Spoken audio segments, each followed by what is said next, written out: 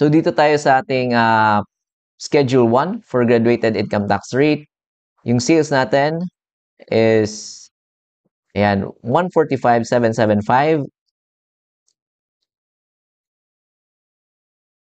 And then automatic niya na actually kinumpute yung ito. Optional standard deduction is 58,310.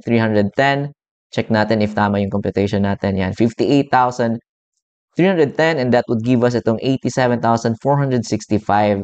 So taxable income from previous quarter, so 0. Non-operating income, 0.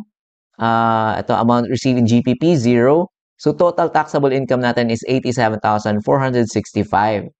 So yung tax due niyan is 0. If gagamitan nyo ng table, yung ginamit natin kanina, it's still 0. So yung nakaganda dito again is automatic niyang kinukompute. No need na kayo magmano-mano na gamitin yung table. So proceed tayo. Ito, prior years excess credits. Yan, if meron, 0.